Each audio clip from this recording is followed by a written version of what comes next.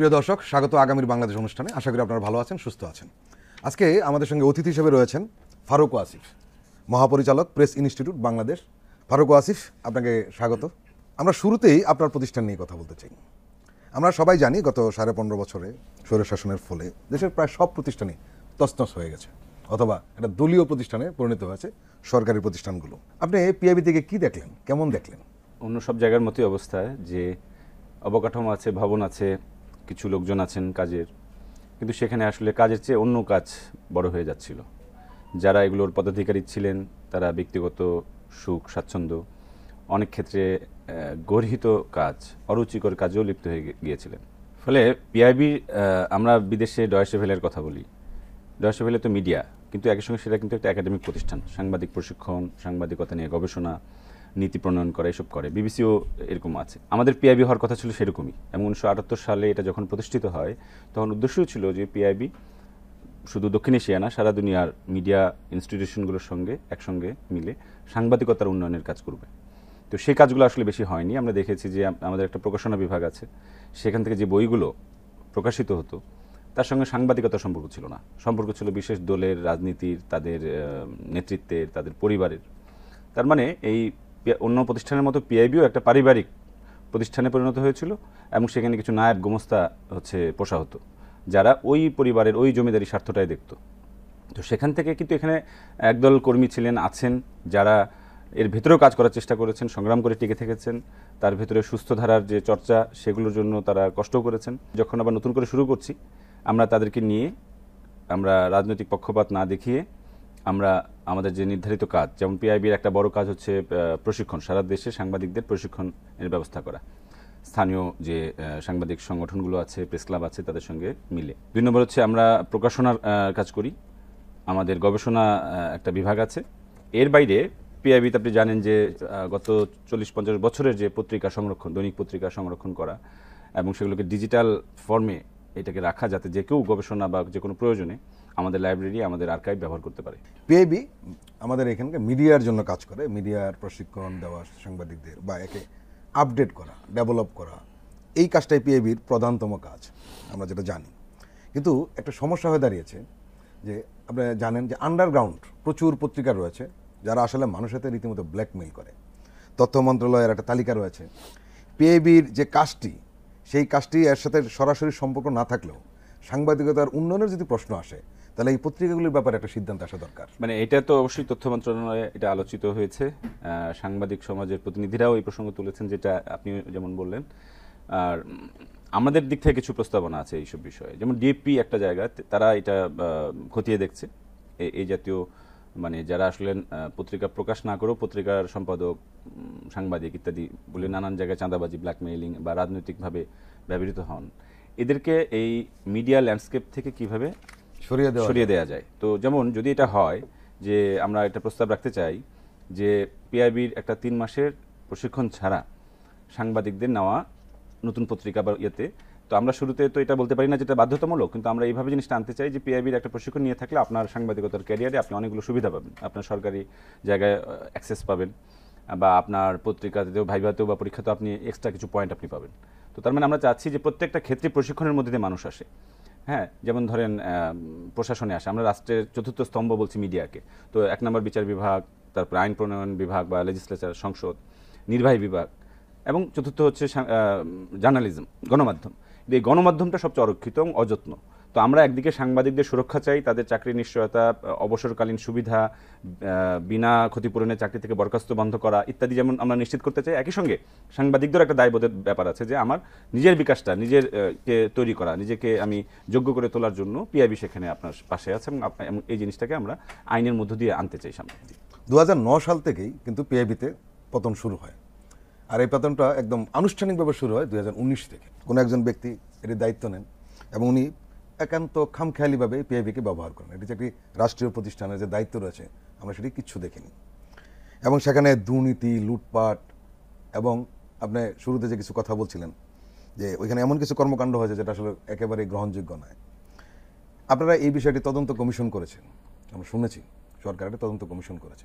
এর তদন্ত কমিশনের কি অবস্থা, কাজের প্রতি? না, আমরা একটা হচ্ছে যে আমাদের পিআইবির যে এই যাবৎকালীন করা অন্যায়, অনিয়ম দুর্নীতি তা নিয়ে একটা পিআইবির কর্মকর্তা কর্মচারীদের পক্ষে একটা প্রতিবেদন তৈরি করে বিশদ বিবরণ এবং তথ্য প্রমাণ সহ তথ্য মন্ত্রণালয়ে জমা দেওয়া আছে। আপনারা নিজেরা করে দিয়েছেন? আমরা নিজেরা করে দিয়েছি এক, এবং আমাদের অভিযোগের প্রেক্ষিতে 2 জন ব্যক্তির অন্যায় অনিয়ম বিষয়ে 2টি তদন্ত কমিটি মন্ত্রণালয় থেকে করে দেওয়া হয়েছে। তারা প্রাথমিক তদন্ত শেষ করে এনেছে। সেখানে আমরা রিপোর্ট পাবো, সেটা পেয়ে গেলে হয়তো বিভাগীয় তদন্তটা শুরু হবে বা আইনগত প্রক্রিয়া শুরু করা যেতে পারে। আমাদের যে অডিট, সরকারের অডিট বিভাগ, নিরীক্ষা বিভাগ, সেখান থেকে আমরা একটা অডিট করিয়ে নিয়েছি। এর মধ্যে সেখানে কিছু অনিয়ম ধরা পড়েছে, সেগুলো নিয়েও আমরা প্রতিবেদন দিচ্ছি। তো এরপরে আমরা আসলে একটা বেসরকারিভাবে একেবারে নিরপেক্ষ একটা তদন্ত করাবো। তো আমার তো মাত্র 1.5 মাস, এর মধ্যেই কাজগুলো হয়েছে, এবং এখানে আমরা কিছু রদবদলও করেছি অর্গানোগ্রামে এবং অন্যান্য জায়গায়। এবং পিআইবির যে নতুন গঠিত বোর্ড, যেখানে দেশের গ্রহণযোগ্য সম্মানিত নাগরিকেরাই আছেন, শিক্ষাবিদেরা আছেন, সাংবাদিকেরা আছেন, তো আশা করি এই বোর্ডের মাধ্যমে আমরা পিআইবির যে নতুন প্রকল্প, নতুন কর্মসূচি এবং পিআইবিকে একটা কর্মক্ষম এবং দুর্নীতিমুক্ত প্রতিষ্ঠান, দুর্নীতির তো সুযোগ এখানে বিশেষ নাই, আমাদের ফান্ড অল্প, কিন্তু ওর ভেতরে ব্যক্তি বিশেষের যে খায়েশ মেটাবার জন্য যে কাজগুলো হতো সেগুলো তো চিরতরই বন্ধর কথা তো বলতে পারি না, কিন্তু এই সময় এটা বন্ধ এবং ভবিষ্যতে যাতে না হয় তার জন্য আমরা কিছু সংস্কার এখানে করব। আপনার পেশা সাংবাদিকতা ছিল, দীর্ঘদিন আপনি এই পেশায় জড়িত ছিলেন, একটানা একযুক্ত হয়েছি আরো বেশি 20 বছর। কিন্তু আপনার আরো একটি পরিচয় রয়েছে, আপনি কবি এবং লেখক, গবেষক এবং সম্পাদনে আপনার একটা দক্ষতা আমরা দেখেছি। এতগুলি কথা বলার উদ্দেশ্য হলো যে আপনি একটা বুদ্ধিভিত্তিক চর্চার মধ্য দিয়ে আছেন, কিন্তু আমাদের দেশে বুদ্ধিভিত্তিক চর্চা দীর্ঘদিন এক পেশে গিয়েছে। যেমন আমরা একটা উদাহরণ দিই, বাঙালি জাতীয়তাবাদ, এই নিয়ে আসলে নানান ধরনের কথা হয়েছে, কিন্তু একটা দীর্ঘ সময় আমরা একটাই শুনেছি। এই বিষয় নিয়ে আপনি কিছু বলবেন? একটা দেশের যাকে বলে জাতির হৃদয়, জাতির মস্তিষ্ক, জাতির আত্মা, এটা তো সকলেরই আছে, সকলেই বুদ্ধিজীবী, প্রত্যেকে মানুষই বোঝে, কিন্তু মানুষ যা দেখতে পেত, মানুষ যা বুঝতে চাইতো, আমাদের এক ধরনের বুদ্ধিজীবীরা ছিলেন সেখান থেকে চোখে একটা ধুলো দিয়ে অন্যদিকে দৃষ্টি ফেরায় রাখা, নন ইস্যুকে ইস্যু করা, মানুষের জীবন মরণের সমস্যা, দেশের অগ্রগতির সমস্যা, আমাদের গণতন্ত্র, মানবাধিকার, আমাদের নির্বাচন না হওয়া, এই জাতীয়কার সমস্যাগুলো, অর্থনৈতিক লুটপাট লুণ্ঠন করে দেশটাকে একটা ছিবড়ে বানিয়ে ফেলে রেখে যাওয়া, এগুলো নিয়ে কিন্তু কথা আমরা বুদ্ধিজীবীদের কাছ থেকে আশা করেছিলাম। কিন্তু অনেকেই বলতেন, কিন্তু একটা বড় অংশই বলতেন না। এদের আমরা নাম দিয়েছি দরবারি বুদ্ধিজীবী। এরা ওই রাজদরবারের সঙ্গে সম্পর্ক রাখতো, নিজেরা লাভবান হতো, বিদেশ সফর করতো, প্লট বাগিয়ে নিত, এবং এরা এক ধরনের জনগণের সঙ্গে প্রতারণা করতো। তারা একটা বুদ্ধিভিত্তিক রাজাকারীতে পরিণত হয়েছিল। আরেক দল ছিল যারা আরেকটু পরের স্তরের, এদেরকে নাম দেওয়া যায় কুদ্ধিজীবী, কুটকাচাল নিয়ে ব্যস্ত থাকা, ফেসবুকে, টকশোতে, বিভিন্ন জায়গায় উত্তেজনা ছড়ানো এবং বিদ্বেষ ছড়ানো এবং মানুষকে বিভ্রান্ত করা। তো এদের নাম আমি দিয়েছি কুদ্ধিজীবী। তাহলে এখন বুদ্ধিজীবী কারা? বুদ্ধিজীবী তারাই যারা জনগণের কোনো না কোনো অংশের সঙ্গে যার সম্পর্ক রয়েছে, যার জনগণের মুখপাত্র হওয়ার চেষ্টা রয়েছে, এবং যার নিজস্ব কাজের উপর দাঁড়িয়ে তিনি কথা বলেন। হতে পারেন তিনি কবি, সাহিত্যিক, হতে পারেন সাংবাদিক, কিংবা গবেষক, শিক্ষক, অধ্যাপক, বিজ্ঞানী। আমাদের যে ডক্টর আবেদ খান, যিনি আমাদের দেশের আন্তর্জাতিক খ্যাতনামা খুবই বড় মাপের একজন জিন বিজ্ঞানী, যিনি অনেক প্রজাতির ধান উদ্ভাবন করেছেন, তিনি একটা কথা বলতেন যে আমি যদি কবি হই, সাংবাদিক হই, তাহলে আমি বুদ্ধিজীবী। কিন্তু আমি যে এত জাতের ধান আবিষ্কার করলাম, আমি যে একজন বিজ্ঞানী, আমাকে কেউ বুদ্ধিজীবী বলছে না। তো তার মানে আমাদের দেশে বুদ্ধিজীবী সংজ্ঞাটাই হয়ে গেছে যারা হাওয়ার উপর তাওয়া ভাজেন, যারা কাল্পনিক কথা বলেন, তথ্যভিত্তিক কথা বলেন না, গবেষণা ভিত্তিক কথা বলেন না। হ্যাঁ, বুদ্ধিজীবীর মতামত তো থাকবেই, কিন্তু মতামতের সীমানা কতটুকু? মতামতের সীমানা কি এই যে এই দেশে গণতন্ত্রের দরকার নেই, প্রয়োজনে আমরা একটা কল্যাণমূলক স্বৈরাচার চাই? এটা তো সোনার পাথর বাটি, যে কেউ যদি স্বৈরাচার হয় তার পক্ষে কল্যাণ করা সম্ভব না, আর কেউ যদি কল্যাণ করতে চায় তার অবশ্যই গণতান্ত্রিক পদ্ধতিতে যেতে হবে, তাকে স্বৈরাচার কায়দায় সেটা করা সম্ভব না। কিন্তু তারা এটাকে দিয়েছেন। ফলে এই যে বুদ্ধিজীবীরা, যাকে ফ্যাসিবাদ যে কায়েম ছিল, বাংলাদেশ যে পরাধীন হয়েছিল, এটার সামাজিক খুঁটি, এটা নৈতিক খুঁটির কাজটা করেছেন কিন্তু এই তথাকথিত বুদ্ধিজীবীরা। এবং এটা ভয়াবহ অপরাধ, জাতির বিরুদ্ধে অপরাধ, এবং এই অপরাধ করেও তারা আজকে এখনো অনুতপ্ত নন। আমরা খুব বিস্ময়ভাবে দেখি যে তাদের আনুগত্য দেশের ভেতরে নাই, তাদের আনুগত্য দেশের বাইরে। এবং এখানে বাংলাদেশে জনগণের উপর 80 দশক থেকে আমরা দেখতে পাই ক্রমশ এক শ্রেণীর মানুষকে জাতীয় অধ্যাপক, বুদ্ধিজীবী, প্রগতিশীল, কবি, লেখক ইত্যাদি নাম দিয়ে দেশের মুখপাত্র সাজিয়ে রাখা ছিল। এবং এরা আসলে বাংলাদেশে বিদেশি শক্তির, পরাশক্তির, আমাদের সার্বভৌমত্ব বিরোধী শক্তির হয়ে কাজ করত। এবং এই শ্রেণীটা আমরা সহজেই একজন বন্দুকধারীকে চিহ্নিত করতে পারি, কিন্তু যিনি জাতির আত্মাকে দূষিত করেন, মানুষকে বিভ্রান্ত করেন, তাকে কিন্তু চেনা কঠিন। আমার তো এই জায়গায় আসার কথা না। আমি একজন কবিতা লিখি, আমি গল্প লিখতাম, আমি আমার প্রবন্ধ কাজ, মানে আমি মূলত নিজেকে সাহিত্যিক মনে করতে চেয়েছিলাম। কিন্তু বারে বারে যেটা হয়েছে যে জাহাঙ্গীরনগরে যখন ভর্তি হতে এলাম, আমি যে ধরনের রাজনৈতিক দল পছন্দ করি, করা দরকার বলে সঠিক মনে করেছি, সেটা নাই। তো আমি সাহিত্য না করে আমি ছাত্র সংগঠনে গেলাম এবং তার একটা বড় ইতিহাস, জেলেও গিয়েছি। পরে এসে কি করব, আমার রাজনীতির সঙ্গে যাচ্ছে না, মিলছে না, হচ্ছে না, আমার ভরসা থাকছে না তাদের প্রতি। আমি তখন কোন পেশা বেছে নেব? আমি সাংবাদিকতায় গেলাম, অথচ আমার মনটা চাইতো শিক্ষক হতে। যদি রাজনীতি না করতাম আমি হয়তো শিক্ষক হওয়ার চেষ্টা করতাম। কিন্তু ফলে আমি তো আমার কাজটা ছাড়ি নাই। আমার এই কারণে আমার যদি বলি যে গত 20 বছরের, বিশেষত জরুরি অবস্থার সময় থেকে, আমার একটা বই আছে জরুরি অবস্থার আমলনামা, তো ওই সময় থেকে যে রাজনৈতিক বিশ্লেষণ, সামাজিক বিশ্লেষণটা আমি করি, মূলত আমার কলামেও কিন্তু আমি এক ধরনের বিশ্লেষণই হাজির করি, শুধু মতামত না। তো সেখান থেকে কিন্তু আমি কিন্তু এটা, যেমন আমরা বলতাম যে 2014 সালের নির্বাচনের পরে আমার মনে হয়েছিল, আমি লিখেছি যে আওয়ামী লীগ কি তাহলে মুসলিম লীগ হওয়ার দিকে যাত্রা করলো? যে মুসলিম লীগ হচ্ছে পাকিস্তানের স্বাধীনতার জন্য নেতৃত্ব দিল, তারা অচিরেই কিছুদিনের মধ্যেই আস্তে আস্তে জনগণের থেকে বিচ্ছিন্ন হয়ে গেল ক্ষমতা মসনদের দিকে রাখতে গিয়ে। যে আওয়ামী লীগ মুক্তিযুদ্ধে একটা অন্যতম দল হিসেবে নেতৃত্ব দিয়েছে, শত সমালোচনার পরেও তাদের যতটুকু ভূমিকা, কিন্তু দেখা গেল স্বাধীনতার পর তারা জনগণ থেকে বিচ্ছিন্ন হয়ে গেল। তাদের স্বাধীনতা হচ্ছে অন্য রাষ্ট্রের স্বাধীনতা, বাংলাদেশের স্বাধীনতা না। এটা এমন এক জাতীয়তাবাদ আপনি পৃথিবীতে খুব কম পাবেন, যে জাতীয়তাবাদের প্রধান বন্ধু হচ্ছে দেশের জনগণ। মানে জাতির কথায় বলাই তো জাতীয়তাবাদের কথা আমরা শুনেছি। আসলে জাতির নাম করে হচ্ছে একটা ফ্যাসিস্ট কায়দায় কিন্তু জাতীয়তাবাদগুলো, সব জাতীয়তাবাদী কিন্তু শেষ পর্যন্ত স্বৈরাচারে পরিণত হয়।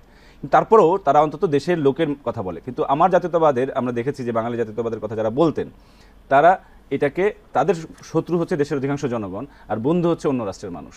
তো এটা খুব অদ্ভুত এক বাস্তবতা যে নাম বলছি আমি জাতীয়তাবাদ, কিন্তু আমি বাঙালিকে ঘৃণা করি। আমি বাঙালি জাতীয়তার কথা বলছি, কিন্তু আমি বাঙালিকে ঘৃণা করি। এখন বাঙালিকে, যে লোকটা লুঙ্গি পরে, যে লোকটা ভাত খায়, যে লোকটার অধিকাংশই হচ্ছে কৃষক, এবং যারা ধর্ম পরিচয় একটা বড় অংশই মুসলমান, তার বাইরে বাঙালি হিন্দু রয়েছে, বাঙালি আদিবাসীর, বাঙালিদের বাইরে আদিবাসী রয়েছে, বাঙালিদের বাইরে বিভিন্ন জনজাতি রয়েছে। তো আপনাকে তো জাতি বলতে ইউরোপীয় অর্থে আমরা ন্যাশন বুঝি, আর বাংলাদেশে, আমাদের ভারতবর্ষে এখানে একটা ভুল ধারণা ভারতের জাতীয়তাবাদ থেকে এসছে, যে জাত থেকে জাতি, রেস থেকে জাতি এসছে, কিন্তু আসলে হওয়ার কথা ছিল জনতা থেকে জাতি। তো জনতার জাতীয়তাবাদ কিন্তু আমরা বাংলাদেশে খুব কমই কার্যকর থাকতে দেখেছি। এবং এর বাইরে নাগরিক জাতীয়তাবাদের যে কথা, যে দেশের সকল মানুষই এই রাষ্ট্রের নাগরিক, সমান মর্যাদা ভোগী, তাদের জন্য যে রাজনৈতিক জাতীয়তাবাদ, যেটাকে তারা নাগরিক জাতীয়তাবাদ বলছেন, সিভিক ন্যাশনালিজম বলছেন, সেটার কিছু প্রকাশ আমরা বাংলাদেশি জাতীয়তাবাদের মধ্যে দেখি। এখন কথাটা হচ্ছে যে আসলে কি আমরা জাতীয়তাবাদের যুগে পড়ে থাকবো? জাতীয়তাবাদের যুগ আমরা গোটা পৃথিবীতে দেখেছি, তারা না দেশটাকে জাতীয় উন্নতি মুক্তি ঘটাতে পেরেছে। মালয়েশিয়ার মাহাথির মোহাম্মদকে তো জাতীয়তাবাদের কথা বলতে হয় নাই, সিঙ্গাপুরের লি কুইনকে তো জাতীয়তাবাদের কথা বলতে হয় নাই। তিনি সরাসরি মূল অর্থনৈতিক, সামাজিক, রাজনৈতিক কর্মসূচি দিয়েছেন। ওই কর্মসূচির যখন অভাব থাকে জনগণেরকে দেওয়ার, তখন আমরা নানান লেভেল, লাল সালুর ঝালর বা একটা জাতীয়তাবাদের একটা ঝালর, হ্যাঁ, দিয়ে পতাকা দিয়ে মানুষের মুখ বন্ধ করে রাখা হয়েছিল। তো সেটাই তো জাতীয়তাবাদ। ফলে আমরা বোধহয় জাতীয়তাবাদের পরের যুগে বাংলাদেশের মানুষ চলে এসেছে, ছাত্র তরুণরা চলে এসেছে। শুধু জাতীয়তাবাদ দিয়ে আমরা আমাদের সমস্যা মেটাতে পারবো না। আমরা এখন একটু বিরতি নেব, আমরা এখনই ফিরছি, আপনারা আমাদের সঙ্গেই থাকুন। এখন লাইফবয় 150 গ্রাম সাবান কিনে ফ্রিতে ডিজিটাল হসপিটাল ডাক্তারের পরামর্শ নিন। অধিক লুমেনের ক্লিক এলইডি বাল্ব অন্যান্য বাল্বের চেয়ে দেয় বেশি আলো আর উজ্জ্বল থাকে দীর্ঘদিন। সবচেয়ে বেশি ভালো ক্লিক এলইডির আলো। বসুন্ধরা এলপি গ্যাস পরপর 2 বার অর্জন করেছে সুপার ব্র্যান্ড অ্যাওয়ার্ড। আবারও স্বাগত আগামীর বাংলাদেশ অনুষ্ঠানে। ফারুক আসিফ, আমাদের আরেকটা অভিযোগ রয়েছে যে আমাদের সংস্কৃতিটা অনেকটা ভারত কেন্দ্রিক, আরও নির্দিষ্ট করে যদি বলি কলকাতা কেন্দ্রিক। বাংলাদেশ কেন্দ্রিক যে সংস্কৃতির ধরন বা এদেশের মানুষের যে সংস্কৃতির বিষয়টা, সেটা কিন্তু গড়ে ওঠেনি। আরেকটা বিষয় এখানে বলি, যারা একসময় যারা সংস্কৃতির চর্চা করতেন, যারা সংস্কৃতিকে বাঁচিয়ে রেখেছেন, তাদের সংস্কৃতির ফসলটা আসলে শেষ পর্যন্ত আওয়ামী লীগের পকেটে গেছে এবং একটি স্বৈরাচারের জন্ম হয়েছে। তাহলে প্রশ্ন হলো, তাদের সেই চেষ্টাটা কি বা প্রচেষ্টাটা কি, তাদের সেই কাজটা কি ব্যর্থ হয়ে গেছে? আমাদের এখানে বাংলাদেশের সংস্কৃতি আসলে কলকাতা কেন্দ্রিক, বরঞ্চ উল্টাটা। আপনি দেখেন যে আমাদের বাংলাদেশের সাংস্কৃতিক উদযাপন বা প্রতীকগুলো শুধু সারা বিশ্বের বাঙালি না, কলকাতা ভারতীয় বাঙালি না, বিশ্বের বাঙালিরা গ্রহণ করেছে, আন্তর্জাতিকভাবেও গ্রহণ করেছে। যেমন আপনি আমাদের ভাষা আন্দোলনের যে কেন্দ্র করে যে ভাষাভিত্তিক যে চেতনা আত্মপরিচয়ের বেলায়, এইটা কিন্তু জাতিসংঘে স্বীকৃতি পেয়েছে। কিন্তু সেখানে গিয়ে আওয়ামী লীগের আমলে এবং তাদের বন্ধুদের ষড়যন্ত্রে জিনিসটা একটু টুইস্ট হয়ে গেছে, একটু গুলিয়ে গেছে। আমরা কিন্তু আমাদের রাষ্ট্রভাষা দাবির আন্দোলন ছিল, মাতৃভাষার কথা ছিল না। কারণ মাতৃভাষা কেউ কেড়ে নিতে পারে না। পাকিস্তান সরকার কারো মাতৃভাষায় হাত দেয় নাই, কঠিন কাজ, এটা অসম্ভব, এবং তারা সেটা করেও নাই। জিন্নাহ সাহেব এরকম কোনো কথা বলেনও নাই। যেটা ছিল যে রাষ্ট্রভাষা কয়টা হবে, বাংলা তার মধ্যে অন্যতম রাষ্ট্রভাষা থাকবে কিনা। সেই দাবিতে আন্দোলন হয়েছিল। কিন্তু সেটাকে আমরা রাষ্ট্রভাষা করলাম না, আমরা এখন মাতৃভাষা ইনস্টিটিউট, আন্তর্জাতিক মাতৃভাষা দিবস এই দিকে নিয়ে গেলাম, মানে জিনিসটাকে আমরা বিরাজনীতিকরণ করলাম। এর ভেতরে যে প্রতিরোধের বা রাজনৈতিক অধিকারের একটা যে বার্তা ছিল, রাষ্ট্রভাষা করা মানে হচ্ছে বাংলা ভাষা রাষ্ট্রের ভাষা হবে এবং বাঙালি ভাষীরাদের মুখের ভাষাটার গুরুত্বটা আসবে, ইংরেজির চেয়ে বা হিন্দির চেয়ে বাংলাকে সবচেয়ে আগে রাখবো আমরা, কিন্তু সেটা কিন্তু আমাদের হয় নাই। 2 নম্বর, আমাদের যে বাংলা নববর্ষ উদযাপন পয়লা বৈশাখ, সেটাও কিন্তু পশ্চিমবঙ্গে ওরা পয়লা বৈশাখে খিচুড়ি খেত এবং তাদের তারিখটাও আলাদা। কিন্তু এই যে পান্তা ইলিশ, এই পান্তা, আমরা তো ভাতের দেশের মানুষ এবং আমরা ভাতের ভূগোলের মানুষ এবং আমরা পান্তাটাকে হেয় করি, যেটা জাপানিরা হচ্ছে দলা করে খায়, যেটা আবার কোরীয়রা হচ্ছে একটু পানি দিয়ে ভিজায় খায়, যেটা নুডলসটাও তো ভাত জাতীয় পদার্থ, সেটাই আমাদের দেশের পান্তা। এবং এটা বাঙালি কৃষক, ভাত তো ভিয়েতনামেও খায়, লাওসেও খায়, থাইল্যান্ডেও খায়, পশ্চিমবাংলাও খায়, কিন্তু বাঙালি কৃষকদের একটা উদ্ভাবন হচ্ছে এর সঙ্গে রাতের ভাতটা পানি দিয়ে রেখে পান্তা বানানো। এই পান্তার যে পুষ্টি এবং পান্তা তার যে পরিশ্রমের কাজে হেল্প করে, তো এটা আমাদের অবদান। এবং এই পয়লা বৈশাখটা কিন্তু এভাবেই গোটা পৃথিবীতে যাচ্ছিল। কিন্তু আমরা পরে দেখলাম যাদেরকে আপনি সংস্কৃতিওয়ালা বলছেন, তারা আসলে সংস্কৃতি ব্যবসায়ী এবং তারা বাংলা মানে সংস্কৃতির একটা ভিত্তি লাগবে। সংস্কৃতি একজন বুদ্ধিজীবী লিখে তৈরি করেন না, কোনো কবিগুরুর হাত দিয়ে এটা হয় না। এটা হচ্ছে একটা দেশের অধিকাংশ জনগণ যা করেন, ভাবেন, জীবনযাপন করেন যেভাবে, চিন্তা করেন যেভাবে, স্বপ্ন দেখেন যেভাবে, ভালোবাসার প্রকাশ ঘটান যেভাবে, তাহলে সেই সংস্কৃতির ভিত্তি তো কৃষক শ্রেণী, অধিকাংশ জনগণই আমার কৃষক ছিল, এখনও অধিকাংশ মানুষ কৃষক, আমার পূর্বপুরুষও কৃষক।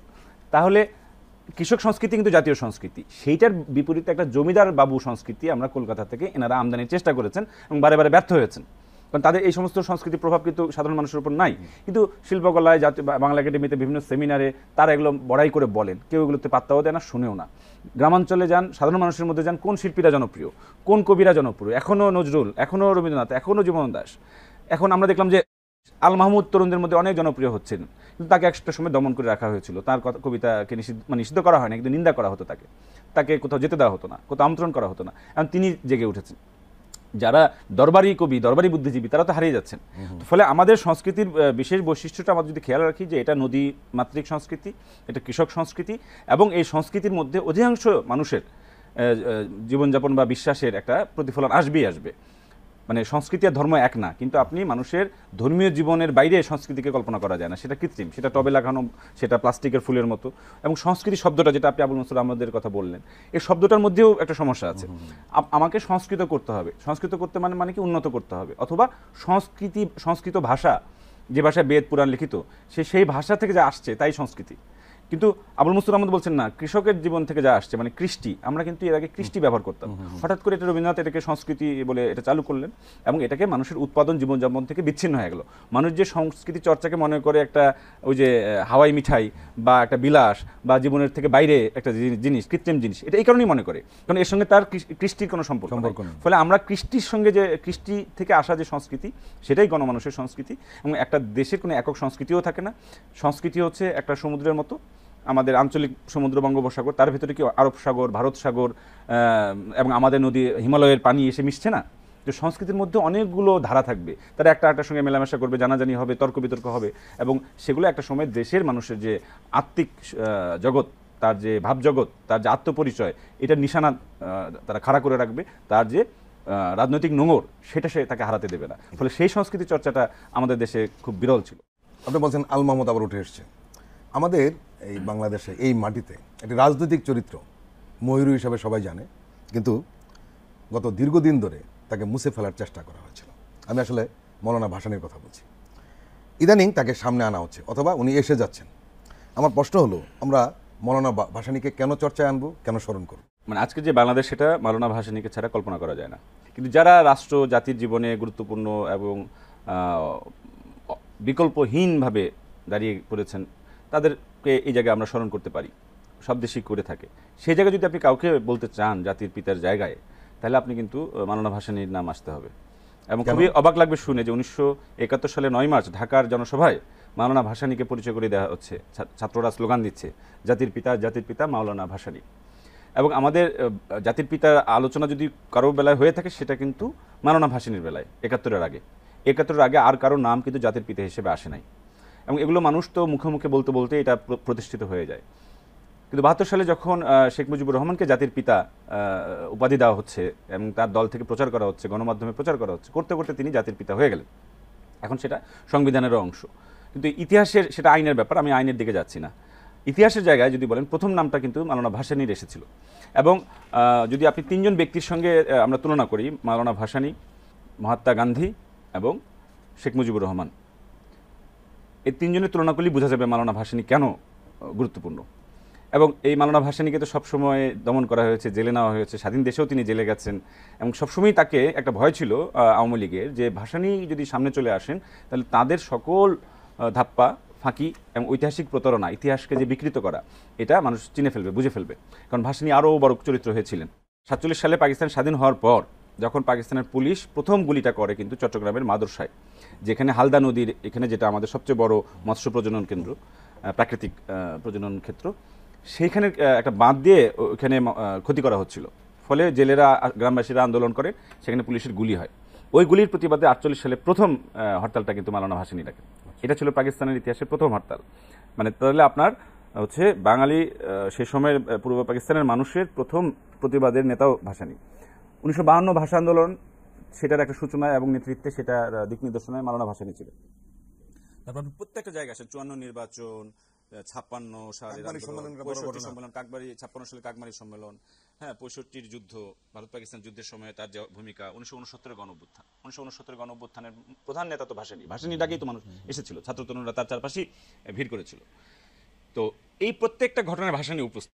আবার আপনি যদি দেখেন যে 1952 সালে শেখ মুজিবুর রহমান জেলে, 1969 সালে শেখ মুজিবুর রহমান জেলে, 1971 সালে শেখ মুজিবুর রহমান চলে গেলেন, আত্মসমর্পণ করলেন এবং পাকিস্তানের তাকে নিয়ে গেল, বন্দী করে রাখলো। তো প্রত্যেকটা জাতির জীবনের যুগান্তরিকারী মুহূর্তে কিন্তু শেখ মুজিবুর রহমান যে কোনো কারণেই, ঘটনা হচ্ছে এই যে তিনি অনুপস্থিত, উপস্থিত হচ্ছে মাওলানা ভাসানী। এবং তিনি পাকিস্তানকে ওয়ালাইকুম আসসালাম বলেছিলেন। তিনি হচ্ছে ভাসানীকে বুঝতে গেলে দেখবেন যে ভাসানী দেওবন্দ থেকে পড়ালেখা করে এসছেন, একটা ইসলামিক ঘরানার পড়ালেখা করে এসছেন। আর গান্ধী, তিনি তো ইংরেজি শিক্ষায় শিক্ষিত হয়ে দক্ষিণ আফ্রিকায় ব্রিটিশ সরকারের সহযোগিতা করে তিনি ভারতবর্ষে এলেন।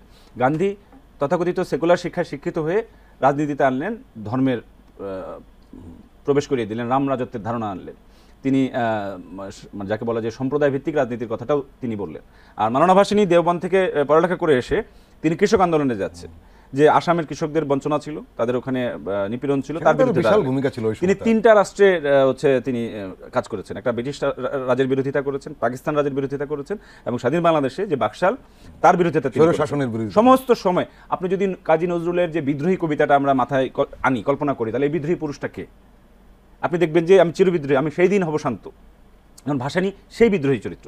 কাজী নজরুলের বিদ্রোহীর মূল নায়কটা কিন্তু আমরা দেখতে পাই যে কবিতাটা আগে লেখা, ভাসানীর অবদান আরো পরের, কিন্তু ওই কবিতার চরিত্রটাই কিন্তু মাওলানা ভাসানী, যিনি শোষিত বঞ্চিত মানুষের পক্ষে লড়েছেন, তিনি সাম্রাজ্যবাদের বিরোধিতা করেছেন। উল্টা গান্ধী যেটা করেছেন, তিনি ব্রিটিশ সাম্রাজ্যবাদকে ভারতবর্ষে হচ্ছে আপোষমূলক কায়দায় যাতে চলে যেতে পারে, চলে যায়। এবং তার গান্ধীর ভূমিকার কারণে ভারতবর্ষের স্বাধীনতা কিন্তু অনেক পরে এসেছে, না আরও আগে আসতো। 42-এর যে ভারত ছাড়ো আন্দোলন, যে আন্দোলনে যখন গণঅভ্যুত্থানের রূপ নিচ্ছে, তখন তিনি মানে আন্দোলন থেকে সরে আসার ঘোষণা দিলেন। তো 42 সালেই তো ভারত পাকিস্তান সব স্বাধীন হওয়ার কথা। এবং দেশভাগের জন্য অন্যতম দায়ী হিসেবে এখনকার ইতিহাসবিদরা দেখাচ্ছেন, জয়া চ্যাটার্জি বলেন, পেরি অ্যান্ডারসন বলেন, অনেকের কাজে আপনি দেখবেন যে গান্ধীর একটা ভূমিকাটা কি ছিল। তো গান্ধী অহিংসার কথা বলেছেন, কিন্তু গান্ধীর এই অহিংসার কারণে কিন্তু দাঙ্গা ঠেকানো যায়নি। লক্ষ লক্ষ হিন্দু মুসলমান উভয় পক্ষে মারা গেছে।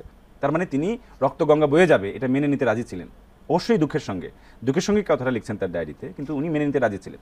আর ভাসানী কি করছেন? তিনি কৃষকদেরকে নিয়ে যাচ্ছেন সমাজতন্ত্রের কাছে, তিনি কৃষকের কাছে পীর, ছাত্রদের কাছে বিপ্লবী নেতা, তিনি জাতির কাছে হচ্ছে জাতির অভিভাবক, জাতির পিতার মতো। তিনি তার মুরিদ হতে গেলে ইসলামে বিশ্বাসও করতে হয়, সমাজতন্ত্রের জন্য কাজ করতে হবে, এরকম কথা বলেন। তার মানে তিনি মুরিদকে নিয়ে যাচ্ছেন বিপ্লবী আন্দোলনে, আর কৃষককে নিয়ে, বুদ্ধিজীবীকে, শহরবাসীকে নিয়ে যাচ্ছেন কৃষকের কাছে। এবং এইটার মধ্যে তিনি ইসলামের যে একটা বিপ্লবী সাম্যবাদী যে আবেদন, সেটাকে তিনি কাজে লাগাচ্ছেন। কিন্তু সেটাকে তিনি কখনোই তিনি ইসলামিস্ট রাজনীতি যাকে বলে আজকে আমরা যেটা চিনি, সেটা কিন্তু তিনি করছেন না। তিনি মুসলমান কৃষক, হিন্দু কৃষক, সকল কৃষকেরই নেতা হয়ে উঠছেন, এবং ধর্ম সেখানে তার প্রেরণা হচ্ছে। তার যে সংস্কৃতি, তার পোশাকটা দেখেন, লুঙ্গি। গান্ধী যেমন নিয়েছিলেন গুজরাটি কৃষকের পোশাক, কোটটাই ছেড়ে তিনি গুজরাটি কৃষকের পোশাক নিয়েছেন, কিন্তু রাজনীতিটা করেছেন কৃষকের বিরুদ্ধে। ভারতের কৃষকরা কিছুই গান্ধীর কাছ থেকে পায় নাই। কিন্তু মাওলানা ভাসানী তিনি লুঙ্গি পরছেন, গামছা ঝোলাচ্ছেন, যে এই যে একটা বেতের টুপি ওইটা পরছেন, যেটা বাংলার কৃষকরা পরে সবসময়। এবং তারা যখন ওয়াজ মাহফিলে যায়, হাটে বাজারে যায়, আত্মীয় বাড়িতে যায় সপ্তাহে একদিন, সেদিন তারা যে পাঞ্জাবিটা পরে ওই পাঞ্জাবিটা মাওলানা ভাসানী পড়ছেন। তাহলে তিনি জাতীয় প্রতীক নিয়ে, জাতীয় পোশাক নিয়ে হাজির হচ্ছেন রাজনৈতিক ময়দানে। তার ভাষাটা, তার জবানটা হচ্ছে কৃষকের মুখের ভাষার কাছাকাছি, মানুষ তাকে বুঝতে পারছে। এবং তিনি মার্কিন সাম্রাজ্যবাদের বিরোধিতা করছেন, তিনি পাকিস্তানি স্বৈরতন্ত্রের বিরোধিতা করছেন, তিনি দেশীয় যোদ্ধার, দেশীয় লুটেরা, কালো টাকার মালিকদের বিরোধিতা করছেন। এবং স্বাধীন বাংলাদেশের প্রথম গণতন্ত্রের লড়াইটা যখন তিনি শুরু করেন এবং তার যে হক কথা প্রকাশ, মাওলানা ভাসানী কি শুধু আওয়ামী লীগের প্রতিষ্ঠাতা? আওয়ামী লীগ কেন তার প্রতিষ্ঠাতাকে ভুলে গেল? আওয়ামী লীগ কেন, আওয়ামী লীগের আমলে মাওলানা ভাসানীর নাম পত্রিকায় লেখা যেত না? স্বাধীনতার এত বড় নেতা এবং মাওলানা ভাসানী আমরা জানি ভারতে স্বাধীনতা যুদ্ধে ভারতে যখন তিনি গেলেন তাকে সেখানে কিন্তু এক ধরনের গৃহবন্দী করে ফেলা হলো। ৭১ জুলাই পর্যন্ত তারা চেষ্টা করছিল খন্দকার মোশতাক সহ অন্যদের নেতৃত্বে যে তারা পাকিস্তানের সঙ্গে কনফেডারেশন করবে, তারা যোগাযোগ শুরু করে দিয়েছিল আমেরিকার মাধ্যমে। তারপরে ভারতকে, তাজউদ্দিনকে সাথে নিয়ে সিমলা কনফারেন্স করে এটাকে সামাল দিতে হলো। কিন্তু ভাসানী যদি মুক্ত থাকতেন এটা কি সম্ভব হতো? ফলে মাওলানা ভাসানীকে বন্দী করার মধ্যে দিয়ে আমাদের মুক্তিযুদ্ধের মূল প্রতীকটা, মূল ইঞ্জিনটাকে কিন্তু বন্দী করা হয়েছিল। এবং যার খেসারত আজও আমরা দিচ্ছি যে আমাদের মুক্তিযুদ্ধ হয়ে গেছে ভারত পাকিস্তানের যুদ্ধ এবং এটা ভারতের বিজয় হয়েছে। বাঙালির দেশের বিজয় তো ১৬ই ডিসেম্বরে রেসকোর্স ময়দানে সম্পূর্ণ হতে পারেনি। আমার বিজয় আমাকে উপভোগ করতে দেওয়া হয়নি। আমার সেনা প্রধান সেখানে জেনারেল ওসমানী তিনি সেখানে ছিলেন না, সেক্টর কমান্ডাররা ছিলেন না। যুদ্ধটা কারা করেছিল আসলে? যুদ্ধটা তো প্রথমত আমাদের যে বাঙালি ইস্ট বেঙ্গল রেজিমেন্ট, বাঙালি সেনাবাহিনী, তাদের নেতা হিসেবে মেজর জিয়া যে ঘোষণা, সেটা শেখ মুজিবের নামে তিনি যে ঘোষণাটা দিয়েছিলেন, সেটা ছাড়া এই যুদ্ধ হতো না। একজন সিভিলিয়ান লোকের ডাকে মানুষ ভরসা পেত না। আমরা এই সময় দেখেছেন যে সামরিক বাহিনীর অবসরপ্রাপ্ত অফিসাররা যেদিন রাজপথে নেমে এলেন, সেটা ছাত্রদের জন্য বিরাট সাহস এবং প্রেরণার জায়গা ছিল। আর জিয়া সে সময় একটা সার্ভিং মেজর, তো তার এই ভূমিকাটা কিন্তু জাতিকে দিশা দিয়েছিল যে না, একটা যুদ্ধ হবে। কারণ সবাই আওয়ামী লীগ পালিয়ে গেছে, তাদের আওয়ামী লীগের প্রধান নেতা আত্মসমর্পণ করে বসেছেন যুদ্ধের ডাক দিয়ে। ৭ই মার্চের ভাষণে সুস্পষ্ট কর্মসূচি নাই। ছাত্ররা, শ্রমিকেরা তারা নিজেরা ঢাকা শহরে ব্যারিকেড করছে, অস্ত্র প্রশিক্ষণ নিচ্ছে, কিন্তু নেতা চলে গেল। ফলে ইপিআরের যে পুলিশ সদস্য এবং সেনাবাহিনীর সদস্য তারাই প্রথম, মূলত সেনাবাহিনী, বাঙালি সেনাবাহিনী প্রথম মুখোমুখি দাঁড়িয়ে শুরু করলো। তারপরে তার পেছনে ছাত্ররা, কৃষকেরা, তরুণেরা হাজির হলো। এই যে পুরা জাগরণটা, এই জাগরণের যে আওয়াজ, বক্তৃতা, যে নির্দেশনা, এটা কিন্তু মাওলানা ভাসানী ১৯ দফার মধ্যে ছিল। ভাসানীর ১৯ দফা ছাড়া শেখ আওয়ামী লীগের ৬ দফা আসতো না। এবং ভাসানীর যে ৬৯ অভ্যুত্থান ছাড়া ৭০-এর নির্বাচনে আমরা জয়ী হতে পারতাম না। আইয়ুব খান চলে যেত না, ইয়াহিয়া খান আমাদের সঙ্গে আপোষে আসার চেষ্টা করতো না। এবং ভাসানীর যে সাহসী ভূমিকা, ৭ই মার্চের আগে পরে ৩ মার্চ তিনি জনসভা করছেন, ৯ মার্চ জনসভা করছেন, পুরো মাস জুড়ে তিনি পুরো জাতিকে নেতৃত্ব দিয়ে যাচ্ছেন। আর আওয়ামী লীগ করছে গোলটেবিল বৈঠক। তাহলে আপনি যদি পুরো ধারাটা দেখেন, তাহলে আজকে ভাসানী ছাড়া কিন্তু আমরা হচ্ছে আমাদের যে আজকের বাংলাদেশের যে, আপনি যে বাংলাদেশ, আগামী বাংলাদেশ আপনাদের যে অনুষ্ঠানের নাম, এই আগামী বাংলাদেশে ভাসানীকে অবশ্যই আমাদের প্রয়োজন। প্রিয় দর্শক, আমরা এখন একটু বিরতিতে যাব, আমরা এক্ষুনি ফিরছি, আপনারা আমাদের সঙ্গেই থাকুন। অধিক লুমিনের ক্লিক এলইডি বাল্ব অন্যান্য বাল্বের চেয়ে দেয় বেশি আলো আর উজ্জ্বল থাকে দীর্ঘদিন। সবচেয়ে বেশি ভালো ক্লিক এলইডির আলো। বসুন্ধরা এলপি গ্যাস পরপর 2 বার অর্জন করেছে সুপার ব্র্যান্ড অ্যাওয়ার্ড। এখন লাইফবয় ১৫০ গ্রাম সাবানিনে ফ্রিতে ডিজিটাল হসপিটাল ডাক্তারের পরামর্শ নিন। আবারও স্বাগত আগামীর বাংলাদেশ অনুষ্ঠানে। আমাদের সঙ্গে আজকে অতিথি হিসেবে রয়েছেন পিআইবির মহাপরিচালক জনাব ফারুক আসিফ। আমরা লক্ষ্য করেছি যে মাওলানা ভাসানী, তার জীবন যারা মোটামুটি জানেন তারাও বুঝতে পারবেন, উনি এমন একটি মানুষ ছিলেন দেশপ্রেমিক এবং জনগণের প্রতি, আমরা যাকে বলি প্রো পিপুল। কিন্তু তাকে মুছে ফেলার হেন চেষ্টা নেই যেটা করা হয়নি। বিশেষ করে গত ১৫ বছরে অত্যন্ত পরিকল্পিতভাবে শুধু ভাসানী নয়, সবাইকে মুছে ফেলে এক ব্যক্তিকে সামনে নিয়ে আসার চেষ্টা করা ছিল। আমি শুরুতে বলছিলাম এক ব্যক্তি এবং তার পরিবার। আওয়ামী লীগ ভাসানীকে ভয় পেত। আওয়ামী লীগের কত প্রতিষ্ঠাবার্ষিকী পালিত হয়, ভাসানীর নাম আসে না, অথচ মাওলানা ভাসানী কিন্তু এই দলের প্রতিষ্ঠাতা। মাওলানা ভাসানী ইত্তেফাক পত্রিকার প্রতিষ্ঠার সঙ্গে ছিলেন। মাওলানা ভাসানী আমাদের স্বাধীনতা আন্দোলনের রূপকার ছিলেন, প্রধান মুখপাত্র ছিলেন। যখন আওয়ামী লীগ স্বাধীনতার পথে যেতে নারাজ ছিল, ভয় পেত, তখন মাওলানা ভাসানী পাকিস্তানকে ওয়ালাইকুম আসসালাম বলছেন তিনি। এবং একটা বড় ঘটনা, যখন যে ভোলার যে ঘূর্ণিঝড় ১৯৭০ সালে, কেউ তো যায়নি, মাওলানা ভাসানী গিয়েছিলেন, তিনিই কেঁদেছিলেন মানুষের জন্য। তো এই ভাসানীর বড় জায়গাটা হচ্ছে যে মাওলানা ভাসানী তিনি ওই জাতীয়তাবাদে বিশ্বাস করতেন না, যে জাতীয়তাবাদ মনে করে তারা ভারতীয় জাতীয়তাবাদের হচ্ছে অনুগত থাকবে। ফলে এই বাঙালি জাতীয়তাবাদের চোখে, ভারতকেন্দ্রিক বাঙালি জাতীয়তাবাদের চোখে মাওলানা ভাসানী একটা বিপজ্জনক নাম। কারণ মাওলানা ভাসানী এলেই চলে আসবে যে ভাষা আন্দোলনের নেতাকে মাওলানা ভাসানী, ৬৯ গণ অভ্যুত্থানের নেতাকে মাওলানা ভাসানী, স্বাধীনতার আওয়াজ প্রথম কে তুলছিলেন মাওলানা ভাসানী, প্রথম কাকে জাতির পিতা বলা হয়েছিল ১৯৭১ সালের মার্চ মাসে, মাওলানা ভাসানী। এবং তিনি এখানে যে সাম্রাজ্যবাদ বিরোধিতা তিনি তার সময় করেছেন, মার্কিন সাম্রাজ্যবাদের বিরোধিতা, তিনি স্বাধীন বাংলাদেশে ফারাক্কাবাদের বিরুদ্ধে যে লং মার্চ করে তিনি জানিয়ে দিলেন যে বাংলাদেশের সার্বভৌমত্বের প্রধান হুমকি কারা। মাওলানা ভাসানী সার্বভৌমত্ব বলতে খালি এই সেনাবাহিনী বুঝতেন না, সীমান্ত বুঝতেন না, আমার নদী, আমার সার্বভৌমত্বের একটা বড় কেন্দ্রীয় জায়গা হতে হবে নদী। আমার আন্তর্জাতিক নদীগুলো যদি ভারতে বাদ হয় তার মানে আমার নদীবন্দী থাকলে বাংলাদেশ বন্দী, কৃষক বন্দী। ফলে তিনি সঠিকভাবে জাতীয় নিরাপত্তা এবং সার্বভৌমত্বের একটা বড় ক্ষেত্র হিসেবে আমাদের নদী এবং পরিবেশকে চিহ্নিত করেছিলেন। আজকে যারা পরিবেশ আন্দোলন করে তারা কি ভাসানীর এই কথা অবদান অস্বীকার করতে পারবে? কিন্তু তারা নেবেন না নাম, তারা এটাকে একটা এনজিও কর্মসূচিতে পরিণত করেছেন। শেখ মুজিবুর রহমান হচ্ছে আওয়ামী লীগের নেতা। আওয়ামী লীগ হচ্ছে সেই সময়কার মধ্যবিত্তের দল, যারা উকিল, মুক্তার, পেশকার, বিভিন্ন রকম ছোটোখাটো চাকরি করে, ছোট ব্যবসায়ী, গ্রামের একটু সম্পত্তির মালিক, এরা হচ্ছে আওয়ামী লীগের মূল ভিত্তি। তাহলে মানে একটা শ্রেণীর নেতা। ভাসানী কাদের নেতা? ভাসানী কৃষকের নেতা।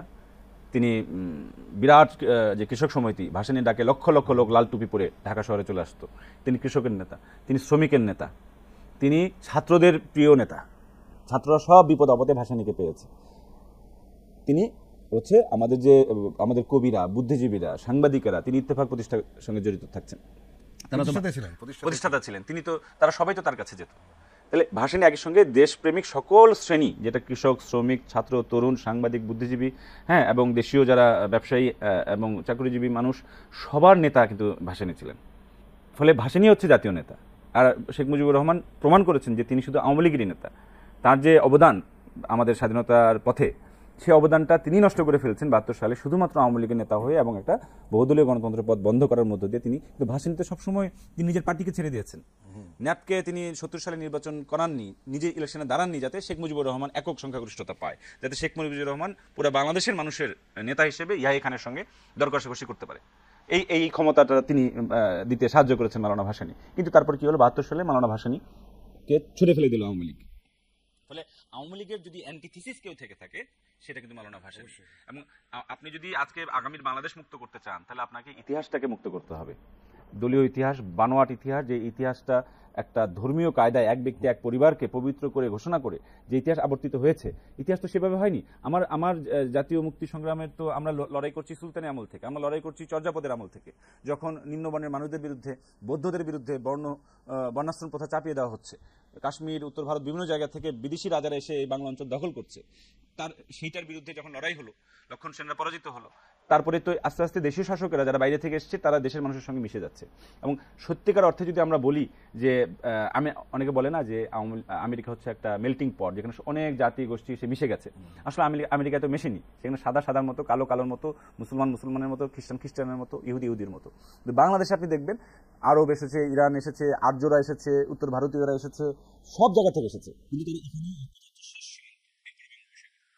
পৃথিবীর যে সাংস্কৃতিক সম্পদ, প্রযুক্তি, জ্ঞান, এই 1,500 বছর ধরে বাংলা ভূখণ্ডে জড়ো হয়েছে। এই শক্তিটাকে আমাদের ইতিহাসের সামনে আনতে হবে, এই শক্তিটা আমাদেরকে রিলিজ করতে হবে। এই যে আমার মানুষ মাঝে মাঝে জোয়ারের মতো, বন্যার প্লাবনের মতো যে 69 গণঅভ্যুত্থানে নেমে আসে, তার থেকেও বড় আকারে এবার যে জুলাই আগস্টে আসলো, এই শক্তিটা কোথা থেকে আসছে? মানে এটা তো কোনো একক নেতা ডাকে আসছে না। তার মানে এই জাতির ভেতরে তীব্র একটা গঠনমূলক শক্তি আছে, সে শুধু লড়াই করে না, সে বানাতে জানে। যে কারণে বারবার যুদ্ধ এলে, বারবার বন্যা এলে, বারবার বিপদ এলেও সে আবার সামলে ওঠে। এই শক্তিটা, এই জেদটার সঙ্গে অনেকটা কি মিলে যায় না ভাসানীর যে একটা আপসহীন হার না মানা জেদ? ওই জেদটা হচ্ছে বাঙালি মুসলমান কৃষক, বাঙালি হিন্দু কৃষক। আমি যে বললাম যে কাকমারি সম্মেলনে তিনি সকল জাতির সংস্কৃতিকে তিনি নিয়ে আসছেন। এবং বাংলাদেশে আপনি দেখবেন বাঙালি মুসলমানের সংস্কৃতির সাথে বাঙালি হিন্দু সংস্কৃতির মাঝখানে একটা যোগাযোগের জায়গা আছে, বাঙালিদের সঙ্গে আদিবাসীদের মাঝখানে একটা যোগাযোগের জায়গা আছে। কিছু কিছু অভ্যাস, আচরণ, ধ্যান ধারণা মিলে যায়। বৌদ্ধ, খ্রিস্টান, আদিবাসী, জনজাতি, বিহারি, সবার সঙ্গে সবার কিছু সবাই আলাদা, কিন্তু একটা কমন জায়গাও আছে, এজমালি জায়গাও আছে। যে কারণে আমেরিকা ওরা বলে মাল্টিকালচারালিজম, আমরা বলবো এজমালি সংস্কৃতি। তাহলে এটাই এজমালি সংস্কৃতি। এবং এই কৃষক সংস্কৃতি হচ্ছে এজমালি সংস্কৃতি। সেখানে একজন কৃষক, হিন্দু কৃষক আর মুসলমান কৃষকের মধ্যে আপনি তেমন কোনো পার্থক্যই পাবেন না। ঘরে এসে তারা খাওয়া দাওয়ার একটু বদলে যায়, কিন্তু যখন মাঠে কাজ করে, যখন আনন্দ উৎসব করে, একই তো। তাহলে এইটাকে ধারণ করার মানুষটাই কিন্তু মাওলানা ভাসানী। এটা অন্য কেউ এত বৈচিত্র্য একসঙ্গে ধারণ করতে সক্ষম ছিলেন না। ফলে ওনার টুপি, ওনার কাছে হিন্দুরা যাচ্ছে, মুসলমানরা যাচ্ছে, নাস্তিকেরা যাচ্ছে, আস্তিকেরা যাচ্ছে। তিনি যার বিরুদ্ধে যেটা দরকার, তিনি জালেমদের বিরুদ্ধে ইসলামের নামে লড়াই করেছেন, তিনি মার্কিন সাম্রাজ্যবাদের বিরুদ্ধে সমাজতন্ত্রের নামে লড়াই করেছেন, তিনি লুটেরাদের বিরুদ্ধে, বুর্জোয়াদের বিরুদ্ধে কৃষককে খেপিয়ে দিচ্ছেন। তো খেয়াল করে দেখেন যে তার কাছে কিন্তু একটা কোনো মতবাদ, একটা কোনো মতাদর্শ লোক তিনি না, তিনি সবগুলোকেই আন্দোলন সংগ্রামের কাজে ব্যবহার করছেন। তার মূল জায়গাটা হচ্ছে একটা মুক্তির চিরজাগ্রত একটা যে আগুন, যে একটা বিপ্লবী আগুন এবং একটা চিরবিদ্রোহী অশান্ত, যতদিন না মানুষের শান্তি হবে ততদিন ভাসানীও কিন্তু ঘুমাতে পারেন না। ফলে ভাসানী সন্তোষে ঘুমিয়েই নাই, প্রতিটা বিপ্লবে ভাসানীর নাম আসবে। এবার জুলাই অভ্যুত্থানেও কিন্তু ভাসানীর নাম আবার ফিরে এসছে এবং আগামী দিনে ভাসানী আরো উজ্জ্বল হিসেবে আমাদের সামনে পথ দেখাবে। ফারুক আসিফ, দীর্ঘ সময় দিলেন, আপনাকে আন্তরিক ধন্যবাদ। প্রিয় দর্শক, আজকের অনুষ্ঠান আমরা এখানেই শেষ করছি। আপনারা ভালো থাকবেন, সুস্থ থাকবেন। আল্লাহ হাফেজ।